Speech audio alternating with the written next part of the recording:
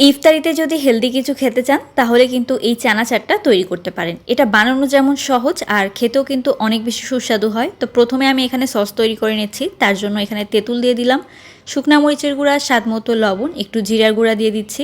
ভালোভাবে মিক্স করে নিতে হবে। তেঁতুলটাকে কিন্তু আমি ভিজিয়ে রেখেছিলাম আধা ঘন্টার জন্য, তারপর তেঁতুলের কাঠটা নিয়েছি।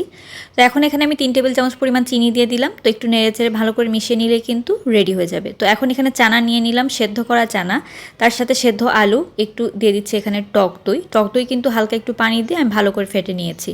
তারপর যে ওই যে তেঁতুলের সসটা তৈরি করেছিলাম সেটা দিয়ে দিচ্ছি উপর থেকে। এখন একটু টমেটো কুচি দিয়ে দিব, তারপর শসা কুচি দিয়ে দিচ্ছি। শসাটা কিন্তু খোসা সহই আমি কেটে নিয়েছি। তারপর একটু পেঁয়াজ কুচি দিব খুব সামান্য পরিমাণে, একটু কাঁচামরিচের কুচি দিয়ে দিচ্ছি, ঝালটা আপনারা আপনাদের স্বাদ মতো দিবেন। আর একটু ধনিয়া পাতা কুচি দিয়ে দিলাম। এখন এখানে পাপড়ি দিয়ে দিচ্ছি। পাপড়ির বদলে আপনারা ফুচকা থাকলে ফুচকাও দিতে পারেন। আর এখন ভালোভাবে সব কিছুকে কিন্তু মিক্স করে নিতে হবে। আর তার আগে আমি আরও একটুখানি দিয়ে দিচ্ছি টক দই আর সস। এখন দিয়ে দিতে হবে কিন্তু চাট মশলা। চাট মশলা কীভাবে বানাতে হয় এটার ভিডিও আমার রিলসে আছে, দেখে নিতে পারেন।